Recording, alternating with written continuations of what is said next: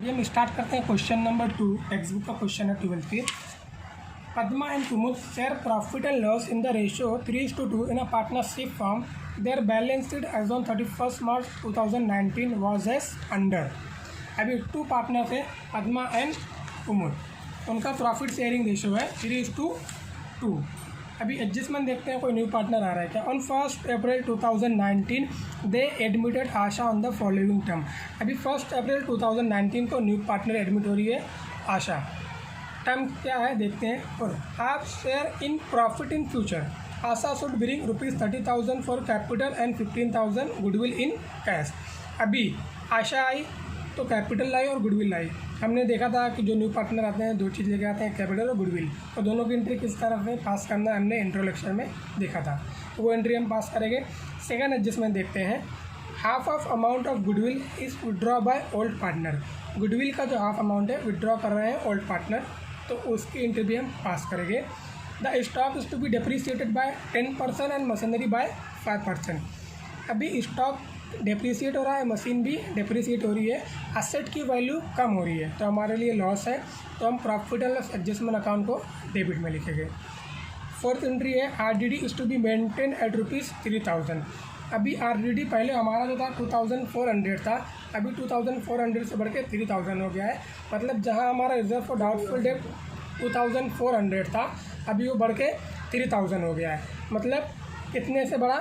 600 से, तो 600 हमारे लिए लॉस है, तो वो हम यहाँ पे लॉस है, तो प्रॉफिट एंड लॉस एडजस्टमेंट को भी हम डेबिट करेंगे।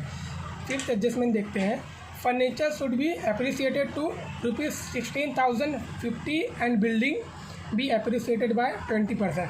अभी फर्नीचर की वैल्यू और बिल्डिंग की वैल्यू चेंज हो रही है। फर्नीचर कितना था पहले फर्नीचर था 14,100, अभी बढ़ के हो गया है 16,050, तो हमारे लिए फर्नीचर बढ़ गया है, तो उसकी एंट्री भी हम पास करेंगे।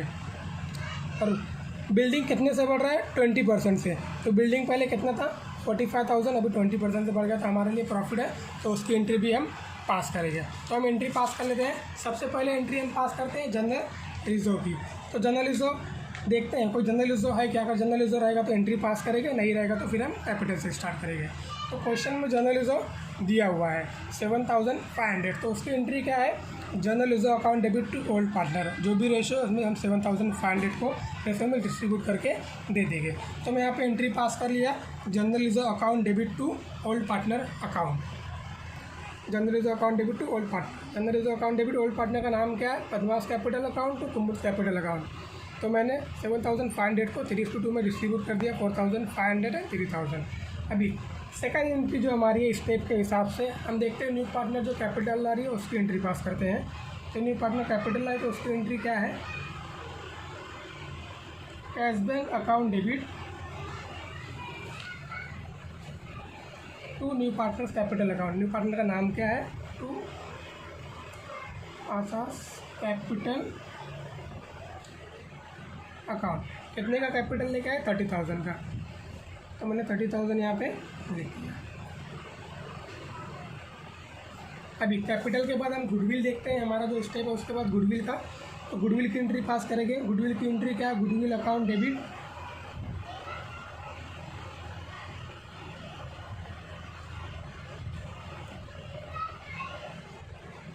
To old partner. Old partner कौन है? Padma and Kumud. To Padma's capital account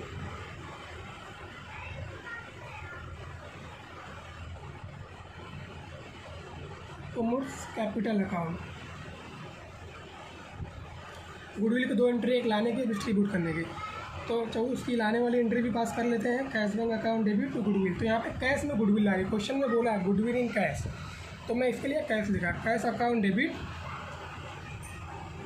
to goodwill account. कितना था गुडविल? 15,000।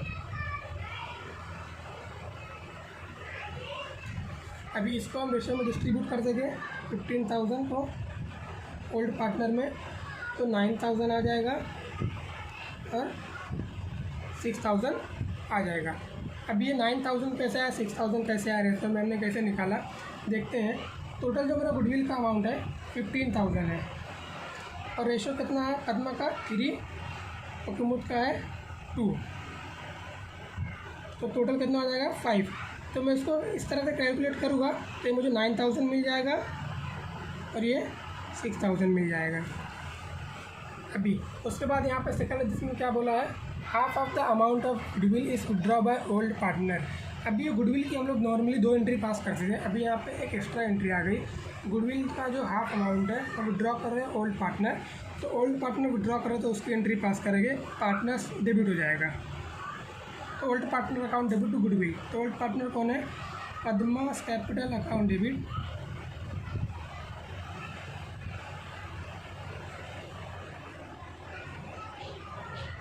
कुमुद कैपिटल अकाउंट डेबिट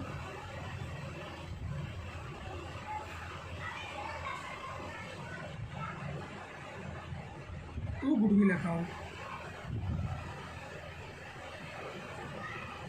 कितना बोला, हाफ बोला है, तो हाफ हमें कैलकुलेट करने की जरूरत नहीं, डायरेक्ट हम यहाँ से अमाउंट कैलकुलेट कर सकते हैं। 9,000 दिया था पद्मा का, तो उसका हाफ हो जाएगा 4,500। कुमुद का दिया था 6,000, तो 3,000 हो जाएगा, टोटल हो जाएगा 7,500। उसके बाद अभी हम नॉर्मल एंट्री पास करते हैं, देखते हैं प्रॉफिट हो रहा है, हमें लॉस हो रहा है, हमारी एसेट की वैल्यू कम हो रही है कि ज़्यादा हो रही है, देखते हैं। थर्ड एग्जाम्पल बोला है, the stock is to be depreciated by 10% and machinery 5%।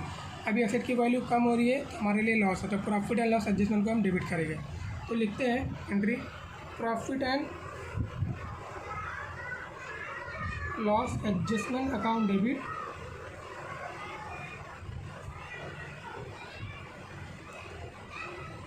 To, किसकी वैल्यू कम हो रही है, स्टॉक की हो रही है और मशीन की हो रही है, तो उसको हम क्रेडिट में डालेंगे to stock account to machinery account. अभी स्टॉक की कितने से कम हो रही है, स्टॉक 10% से हो रहा था, तो स्टॉक का वैल्यू कितना था पहले 36,000, तो 36,000 था तो 10% से हो जाएगा 3,600। अब मशीनरी दिया है 5%, मशीन का अमाउंट था 15,000 मशीनरी का, उसका 5% आएगा 750, तो मैं यहाँ पे 750 लिखा, टोटल मेरा हो जाएगा 4350, दोनों को ऐड करके मैंने डेबिट में लिख दिया। इतने से मेरा एसेट की वैल्यू कम होगी, तो इसके लिए मैंने इसको डेबिट में लिख दिया। अभी उसके बाद नेक्स्ट एडजस्टमेंट देखते हैं, और RDD is to be maintain at ₹3,000। पहले हमारा RDD था 2,400, अभी 2,400 से बढ़ के 3,000 हो गया। कितने से बढ़ा, हमारा डाउटफुल 600 से, तो हमारे लिए लॉस है, तो मैं उसकी एंट्री पास कर लेता हूँ।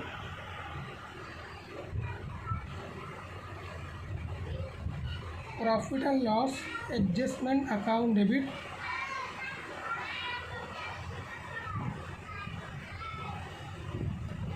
टू RDD अकाउंट, कितना आएगा 600।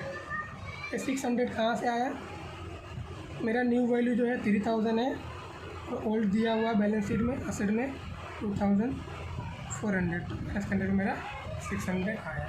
अभी उसके बाद नेक्स्ट एडजस्टमेंट देखते हैं, furniture should be appreciated to ₹1650 and building appreciate 20%। तो ये हमारे लिए फर्नीचर भी बढ़ रहा है और बिल्डिंग भी बढ़ रही है, तो हमारे लिए प्रॉफिट है, तो इसकी एंट्री पास कर लेते हैं। प्रॉफिट है तो profit and loss adjustment credit होगा, तो क्या करेंगे, फर्नीचर अकाउंट डेबिट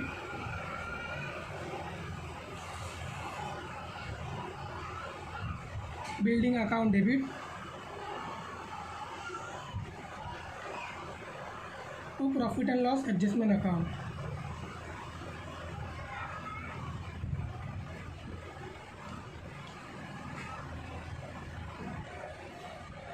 कितने से बढ़ा, अभी बिल्डिंग की जो पुरानी वैल्यू थी, फर्नीचर की पुरानी वैल्यू थी फर्नीचर की जो ओल्ड वैल्यू थी 14,100 थी, और न्यू वैल्यू है 1650, तो कितने से बढ़ गई फर्नीचर की, 1950 से बढ़ गई।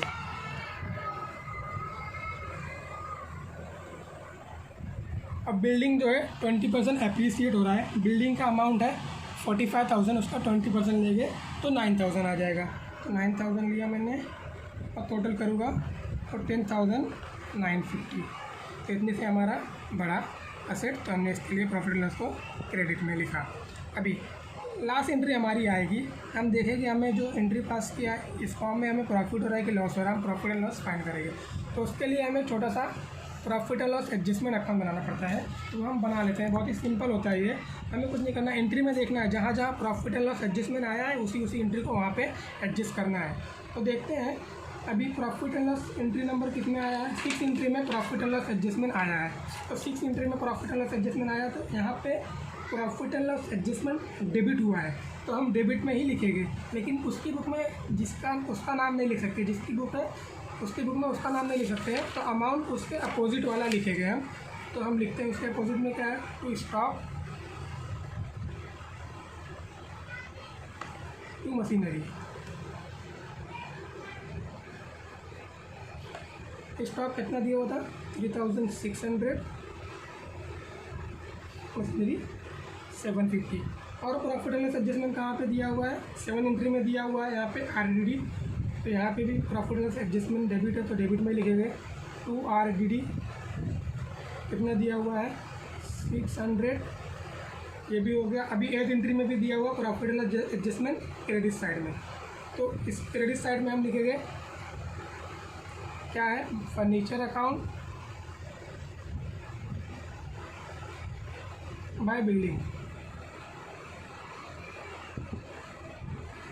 कितना अमाउंट दिया है, फर्नीचर का था 1950 और बिल्डिंग का था 9000। अभी इसको हम क्लोज करते हैं, देखते हैं हमें प्रॉफिट हो रहा है कि लॉस हो रहा है। तो टोटल करते हैं, टोटल कौन सी साइड ज़्यादा आ रहा है, अभी यहाँ पे आएगा 10,950। तो टोटल हमने दोनों तरफ लिख लिया। अभी 10,950 में से हम ये माइनस करेंगे, तो इसको माइनस करने के बाद जो हमारा अमाउंट आता है वो आएगा 6000। तो क्रेडिट साइड में ज़्यादा है, तो हमारे लिए प्रॉफिट हुआ, बेनिफिट हुआ। तो हम 6000 को ओल्ड पार्टनर को डिस्ट्रीब्यूट करके दे देंगे उनके रेशो के हिसाब से, तो पास कर दें। तो इसको रेशो में डिस्ट्रीब्यूट करेगा तो कितना आ जाएगा,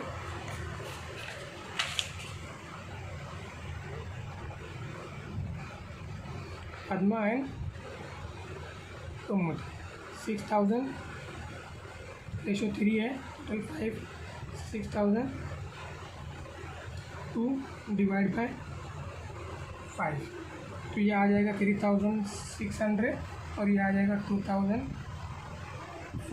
टोटल 6000 को हमने उनके रेशो में डिस्ट्रीब्यूट कर दिया। 3:2 का रेशो क्वेश्चन में बोला हुआ है। तो ये एक लास्ट एंट्री हम पास करेंगे, तो ये एंट्री क्या बनेगी,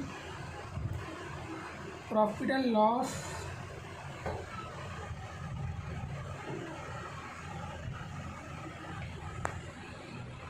adjustment account debit to Padma's capital account